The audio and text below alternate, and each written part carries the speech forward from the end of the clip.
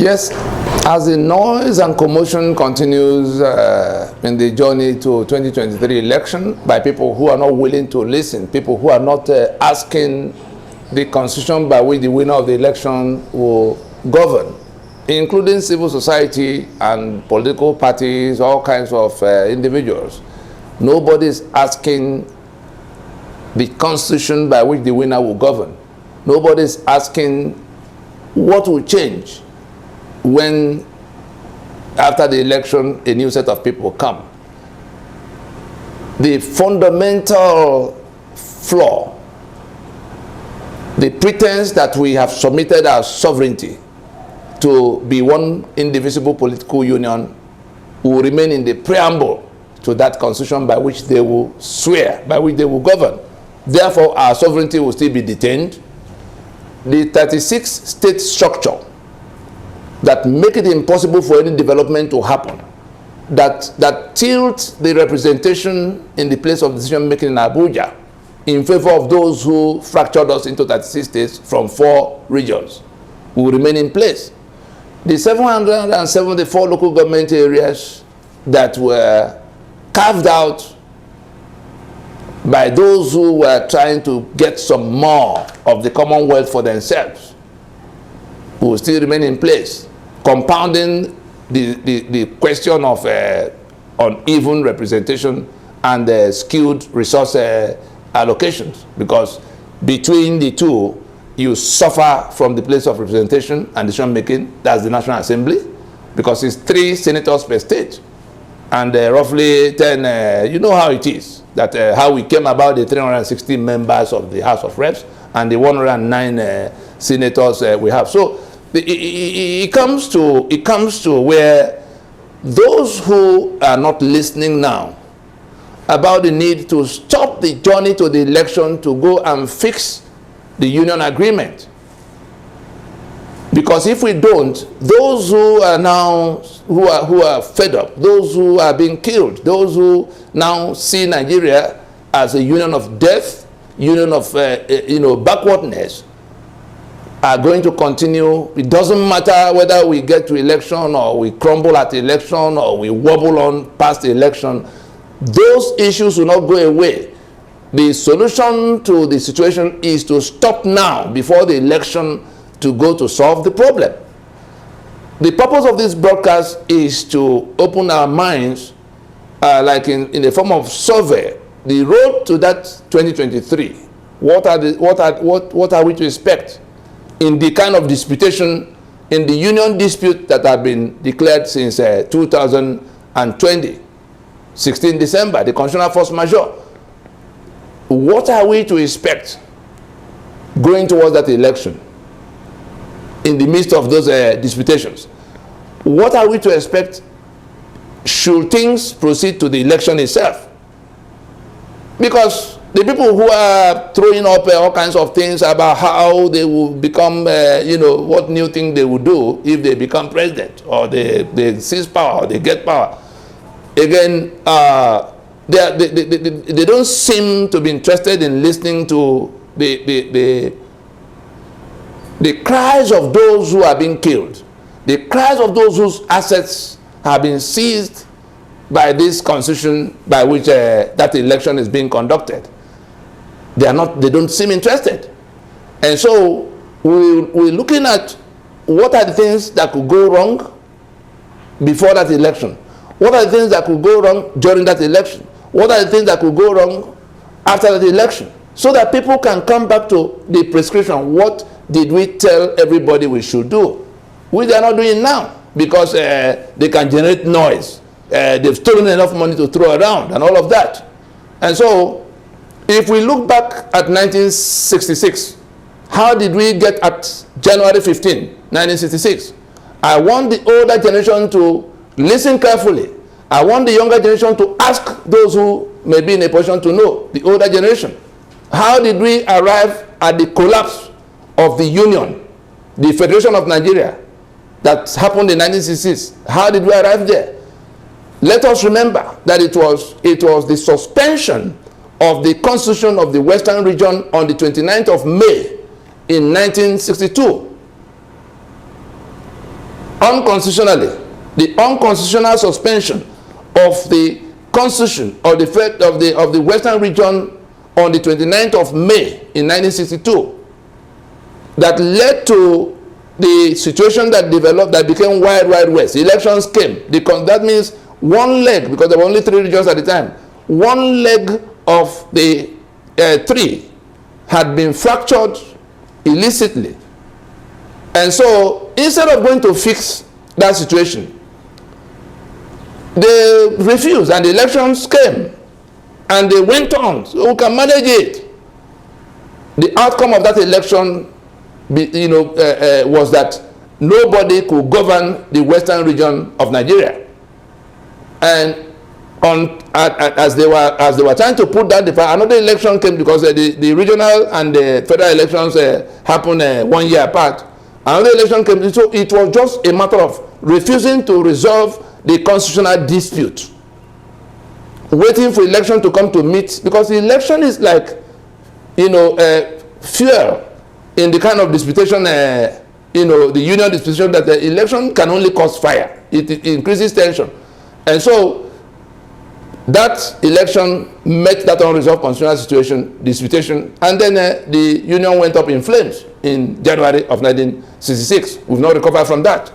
Let us also remember that in 1983, it was the election of the second tenure election of our man Shagari, the MPN, landslide. 3 months after, the whole thing was down because of the tensions that came with it. So elections will actually be the worst fuel for the kind of fire we're trying to prevent.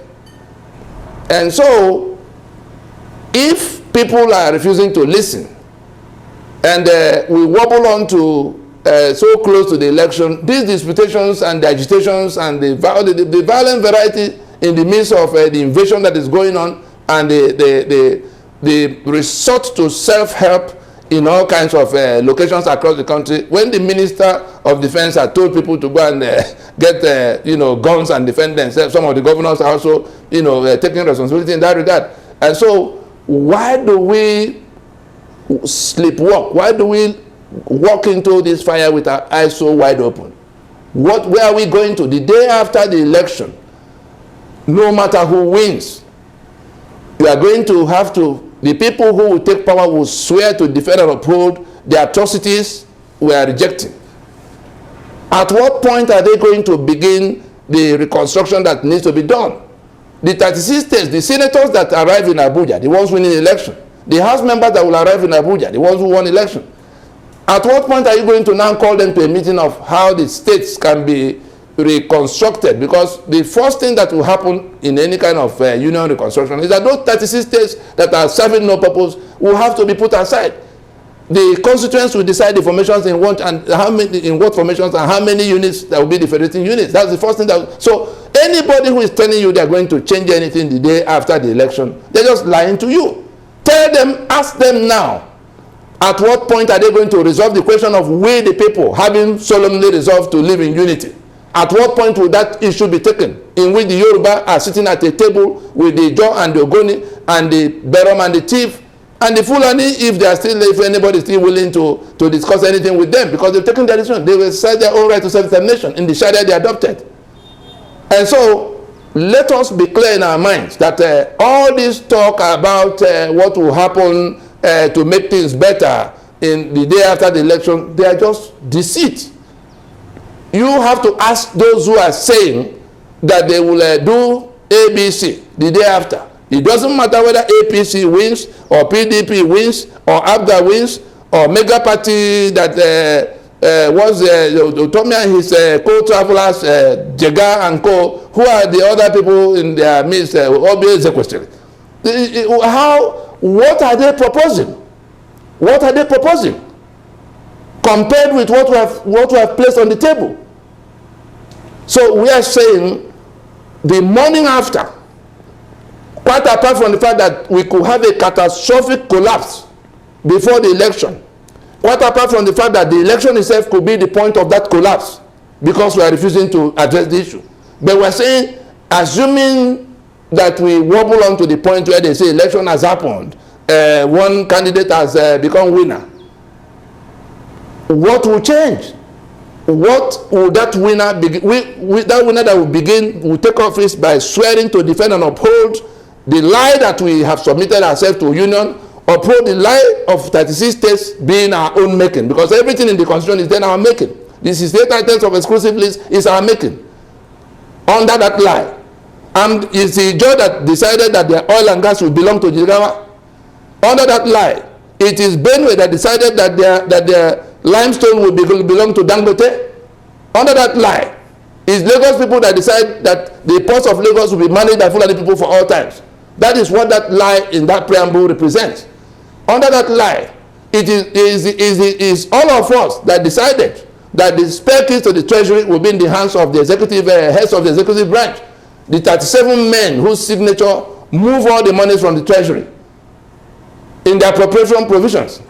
Under that lie, it is all of us that decided that the responsibility will not, the government will not owe the citizen any responsibility for security or welfare and all the things in chapter 2, everything. So let us be clear in our minds that if that constitution is allowed, anybody who is willing to go to election under that constitution in the face of all of what we have tabled against that constitution is actually, inviting death to himself.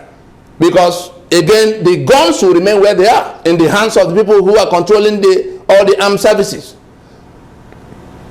The power to conduct election will remain where it is, INEC. That is now even going beyond the states to go to local government to micromanage us to the community. That's what we are angling for by going towards election.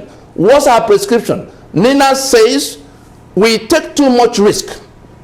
We are walking with our eyes wide open into an inferno if we carry on with this constitution in the hope that the morning after it will get better. It can only get worse.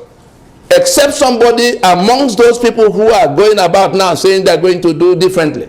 Except they come now, not tomorrow, before the election, to come to explain to us exactly what they're going to do. Are they going to tell the 36 governors that emerged that their states are no more? Are they going to tell the 109 senators that will be waiting for their own monthly reward for 48 years to come? Are they going to tell them that their states are no more? Or at what point are they going to introduce this discussion for how we solve this problem? It is all a deceit.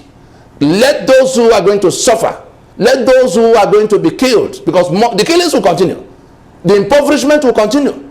The refineries you can see is because we are not refining that we have to wait to buy fuel from international market. So prices are going up. Nigeria is supposed to be rejoicing that prices have gone up. But what is it for us? No. We are now, our irresponsible constitutional architecture compels us, because the refineries are on the exclusive list. We cannot refine. Federal government has no refinery to offer. And they lock down the possibility. The federal government of Nigeria locks down the possibility of refining with the exclusive list. It's the 1999 constitution that is holding the petrol. Except that constitution goes down, petrol will not come from anywhere, even if we produce more crude. Unless that constitution goes down, you can see that it's Dangote that is now licensed in monopoly to go and build the refinery that will give us we are just deceiving ourselves. The same thing with security. Except that constitution goes down, the security you lament about can only get worse, because it is that exclusive list that locks down the possibilities around security. Because we can secure ourselves. It's that constitution that says we cannot. We cannot police ourselves, we cannot touch gun, even as people we see, people who can defeat, are coming towards us with gun. And so, any way you look at it, whether it is the refinery or the security or the election or the corruption, everything is flowing from that constitution. If you then say you want to go to another election under that constitution, it is your choice to be killed. It is your choice to be impoverished. It is your choice to be rendered hopeless.